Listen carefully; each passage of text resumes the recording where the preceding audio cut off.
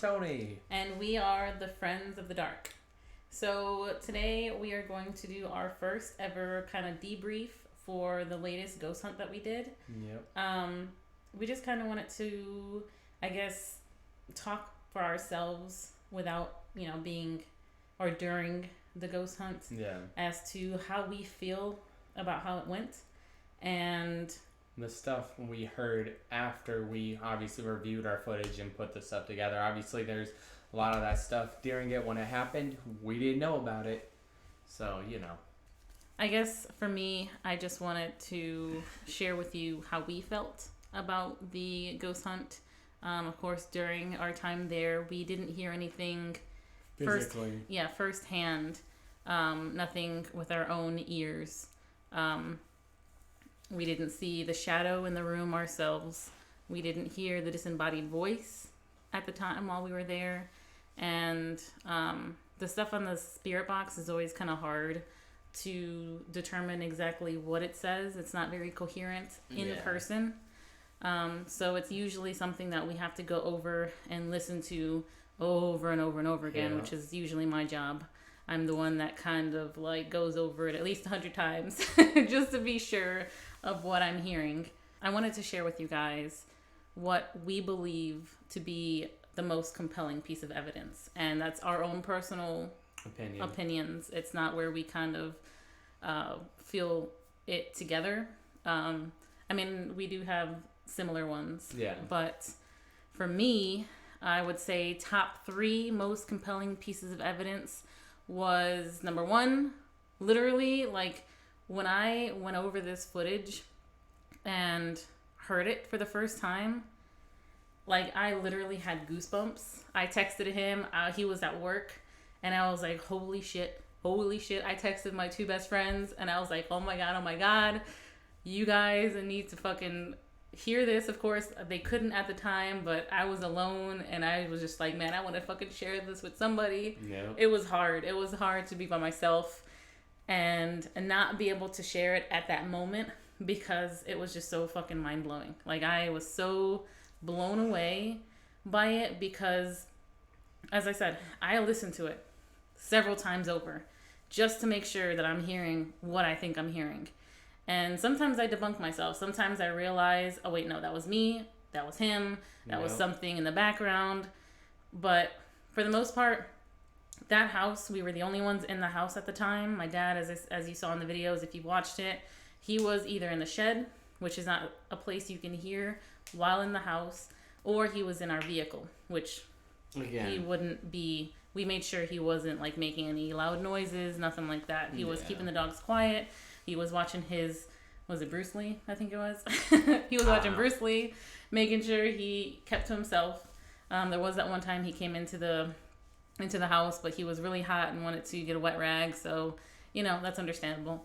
But anyway, so just having heard that, knowing that it was not me, knowing that it was not Tony, because you can see in our video footage, we have video footage and we have the audio recording, and we listened to them both, we watched the video, and we know without a doubt, at least without a doubt in our own minds, that there's no way it was me. Yes, I do speak to my mom's cat, Zombie, shortly after Tony asked the question saying, if there are any spirits here, do you know what year you died? Yeah. And what was it, 10 seconds later? Something. On the audio recording, you hear a male voice. You can hear, clear as day, it's a male voice saying, in this room. And I speak to Zombie, and I'm like, oh, there's Zombie. Hi, Zombie. And I speak in a lower voice than I was throughout the rest of the video, because that's kind of how I speak to animals, or at least, I guess at that point. But anyway, so I said that to Zombie, and I had texted my brother at one point, and I was like, dude, you need to hear this. Look at this video. Watch what we caught. And he's a skeptic, or at least when I talked to him before, he just flat out said he doesn't believe it. He's not religious. He thinks that they coincide with each other. He thinks that you kind of have to be religious to believe in spirits and ghosts and stuff like that, which I personally disagree. because I'm not religious, but I believe in ghosts, especially after our latest investigation. Yeah. But I don't believe in any gods, nothing like that. But hearing that, he was like, you know, it kind of times perfectly with me speaking to Zombie. But even if that were the case, that doesn't sound like my voice at all. And there's an hour and 44 minutes of audio recording that I went over. I listened to the entire 1 hour and 44 minutes, and not once do I sound like a man. So I told him that. I was like, dude, okay, so I understand, like, I completely respect your opinion.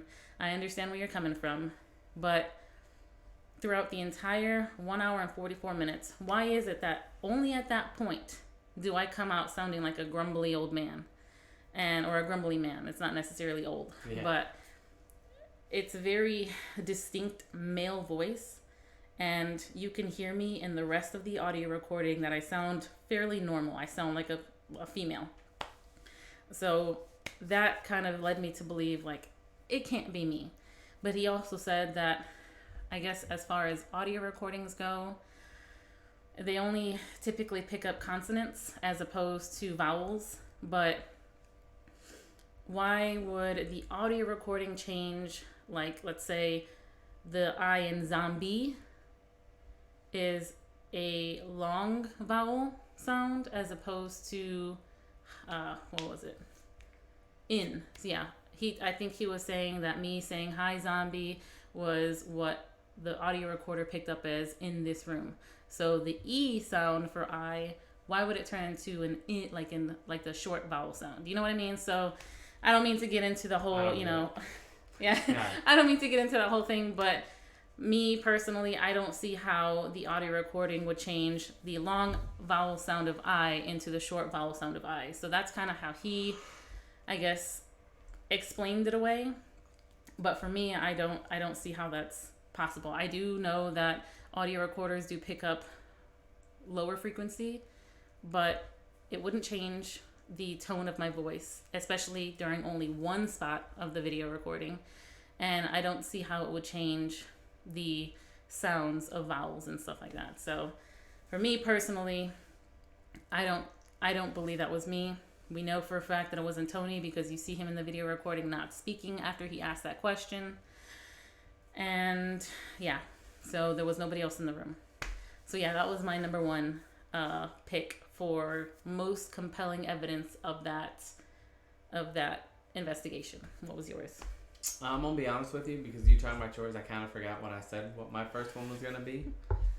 And I guess once I do remember it, I'm gonna feel kind of, I guess, I don't want to say out of place, but like, you obviously explained pretty well why you picked it as your number one. Me, I'm just like, yeah, I think this is it because of this. And it's going to be pretty short and sweet. Like, I don't go into as much detail as the only reason I did was because that was something that somebody told me was the reason why they didn't believe that it was paranormal.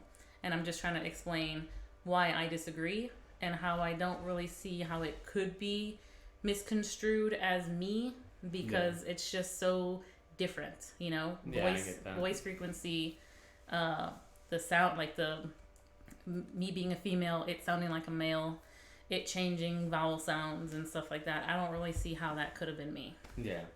All right, so I think I know what I said my number one was going to be. My number one is, which was in our first video, correct?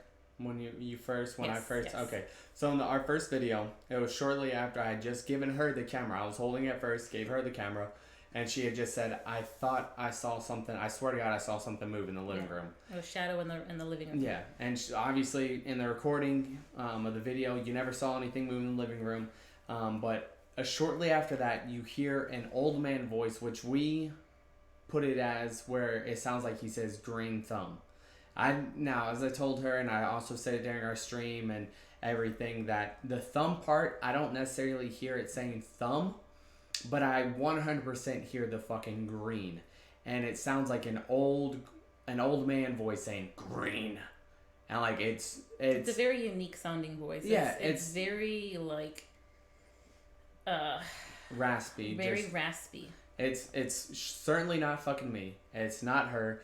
at no point whenever we do our investigations, I mean, I'm not going to say at no point we don't mess around and say stuff, because we do, especially me, but I always own up to it. You know for a fact that it's fucking me. If I'm going to mess around and say something, you know for a fact it's going to be her if we mess around and say something. Yeah. We're not going to leave it up to question. We're not going to fucking purposely make some random sound like, oh, what's that? Oh, God, we fucking heard something. If we don't hear anything, we don't fucking hear it. Yeah, you'll see throughout the videos, I think each of the video, if I make a tinking noise, like if I accidentally hit something or bang something, or my knees were snapping, I kept saying my knees were snapping because I'm an old lady.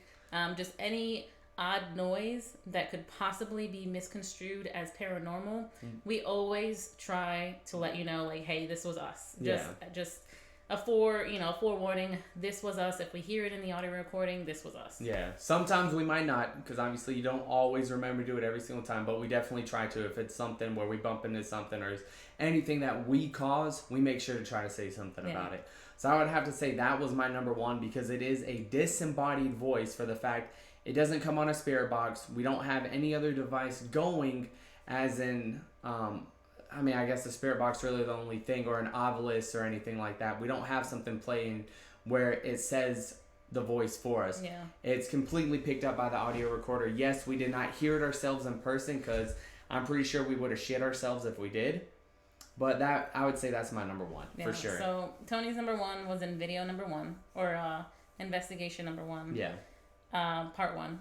My top piece of evidence was in video number 2. No, it was in bonus footage. We didn't actually have it. Okay, yeah. We didn't actually have my top in a video, because I had happened to pick it up after we made the first video. So I made a bonus footage, and so that bonus footage was specifically for that piece of evidence, because as I said, when I fucking heard it, I was like, I don't even want to wait to go over the rest of the footage to add it. I want to fucking add it now, because this is just fucking crazy. So mine was in the bonus footage. You'll see it. The thumbnail says in this room if you want to check it out. But as far as my second piece of most compelling evidence, I would have to say it's hard between those two, because they're both really fucking crazy. But I guess because a name is a name that you can hear, it is possible to hear it randomly, as unique as it is. So I guess my second piece of evidence, or my second most compelling piece of evidence, would have to be when Tony was doing the solo investigation in the shed, and I was in the house by myself at the time. But it was towards the end, and he was getting ready to leave, and he heard something on the roof. And he was, as we said, whenever we hear something, we try to let you guys know this is probably what it was. So he heard something on the roof, and he explained it away, saying it was probably a tree hitting the roof or something like that.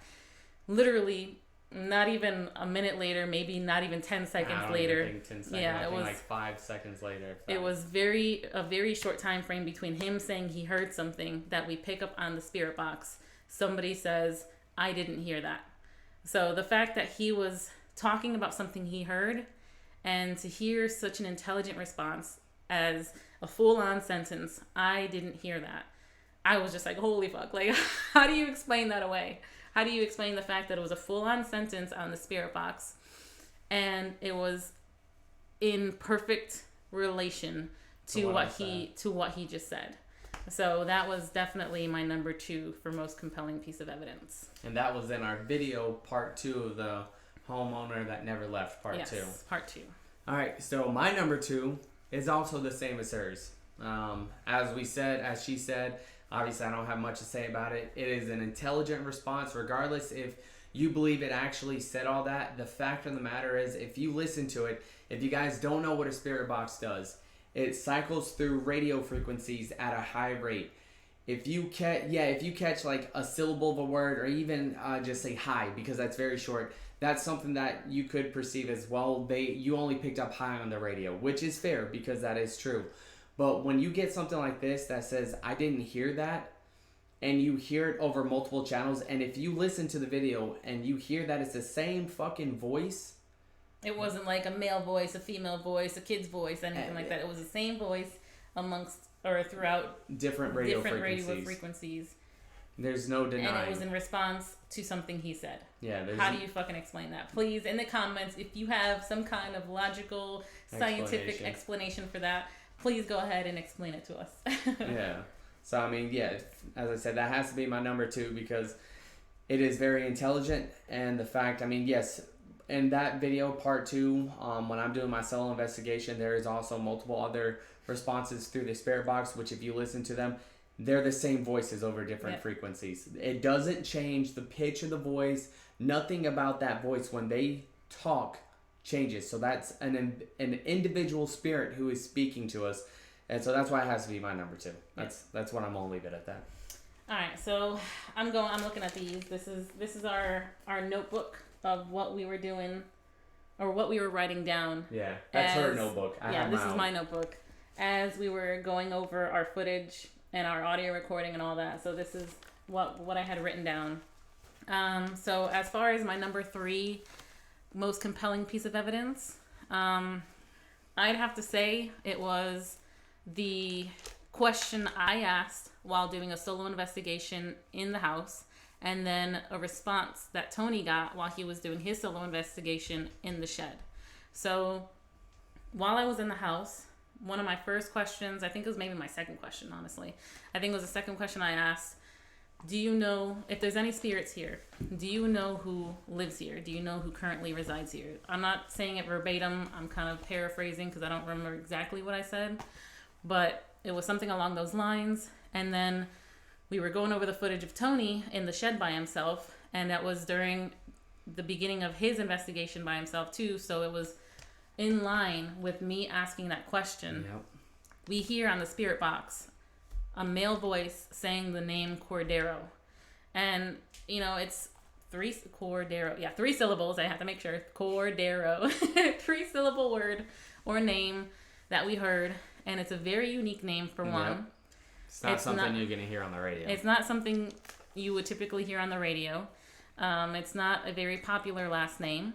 And the fact that, it's a 3-syllable word, it's not where it's just like, hey, ho, ha. It's something that's prolonged. So I ask the spirit, do you know who lives here? Tony gets a response saying Cordero. And it just so happens my maiden name, my parents' name, whose house was where we were investigating, is Cordero. So, I mean, how? Yeah, so one thing I want to add with that is if you guys don't know what the Etsy experiment is. Estes experiment is. Okay, yeah, the Etsy. Obviously, I don't know. But it is where one person, either one goes to a separate room where the other where they can't hear the other person asking questions, or 2, the one person plugs in headphones into the spirit box device where it's noise canceling. Yeah, so you can't hear what the other person, what questions they're asking, and you sit there and you kind of say what you think you hear on the spirit box. Well, in this case, we weren't purposely doing that experiment, but the fact is that's what we did. She was in there asking questions, and I picked up a response to her question on the spirit box when I'm outside in a shed where there's no possible way where, I mean, obviously I'm not the one who said Cordero, but where we would have known. Pick up a response like that. You know? Like that. The fact that it picked up a name so unique, so unpopular in that sense.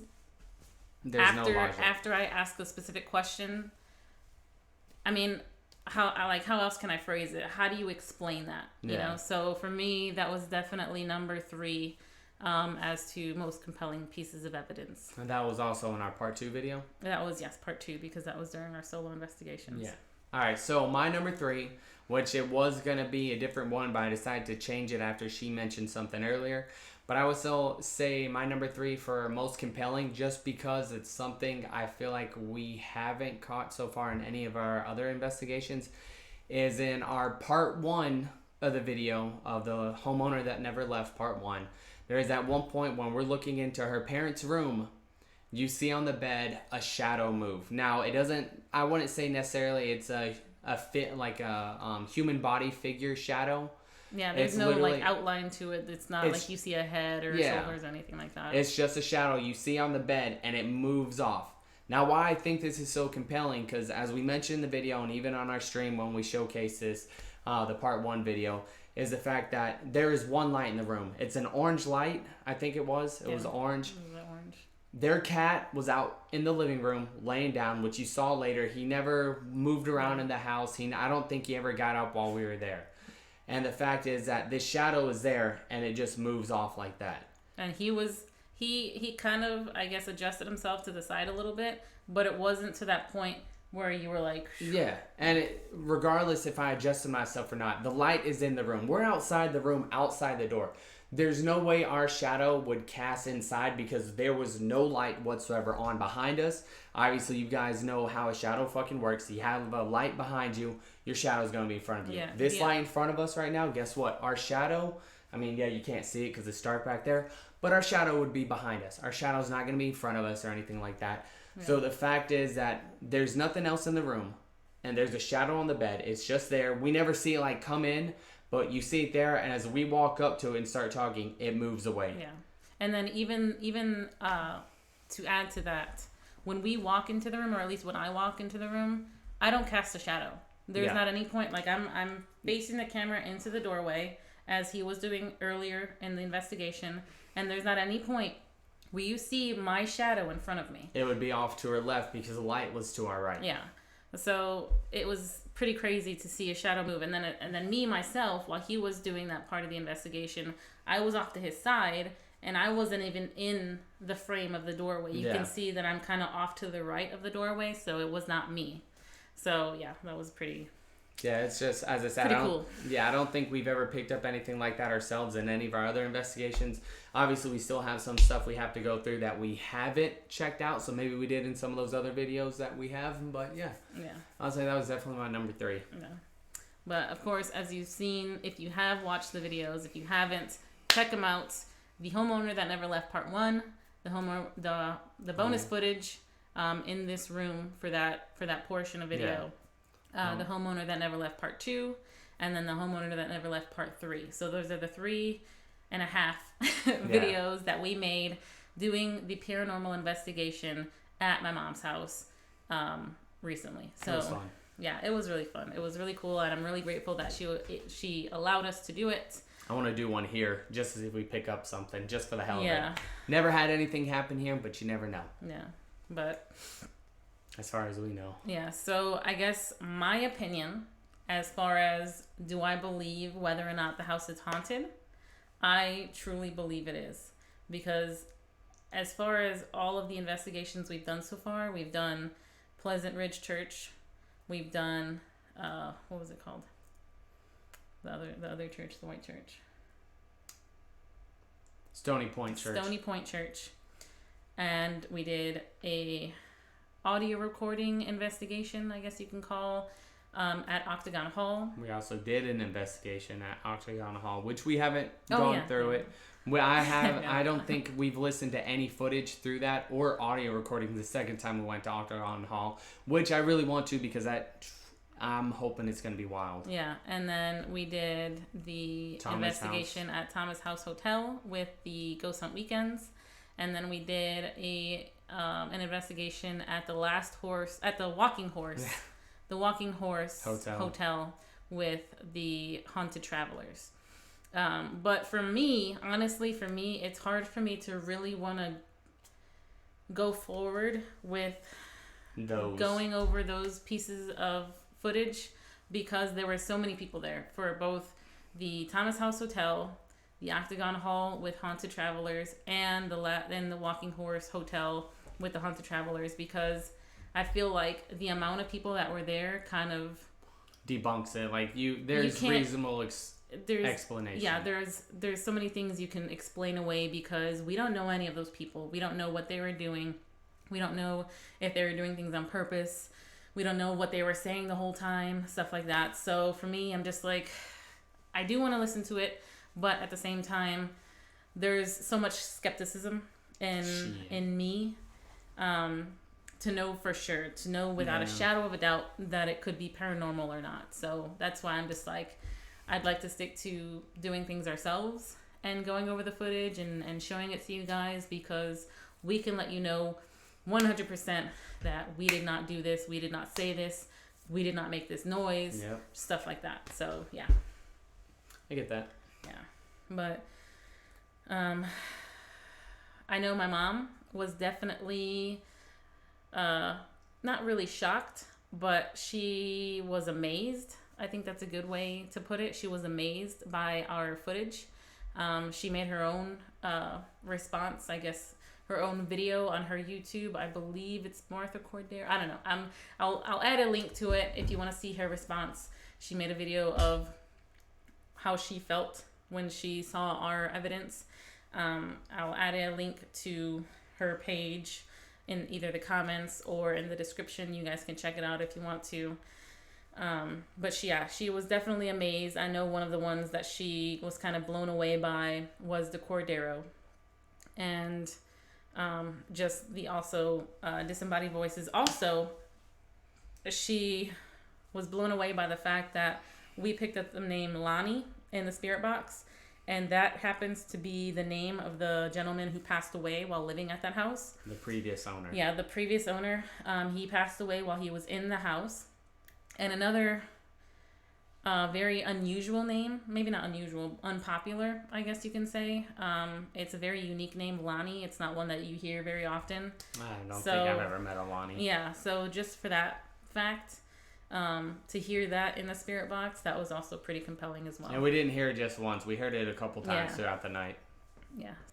So yeah, that was our, I guess, debrief, if you want to call it, for the investigation we did at my mom's house. If you want to check it out, if you are watching this for the first time and you did not watch our videos, please go to our playlist, Friends of the Dark. And it is our most recent videos. That's called The Homeowner That Never Left. So yeah. And I'll say you're already a cheat because now you know some stuff before you watch it. Yeah. So yeah, let us know what you think. We're always open to either skepticism, criticism. Let us know what we're doing wrong. We like constructive criticism. I'm okay with it. I'm not. Don't be too harsh. I'll cry. I'll cry myself to sleep. I'll let him cry on my shoulder while we watch it or while we read the comments and stuff. So they don't like us.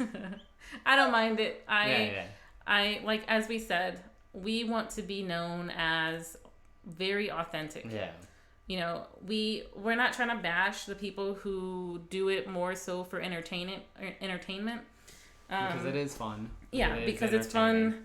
It's not any different from making movies or like we're going to a haunted house soon and we know that it's fake, but it's still enjoyable. Yep. So, I know a lot of people enjoy the entertainment aspect of it, but I think the whole point for us to do these investigations is to find out if there's life after death.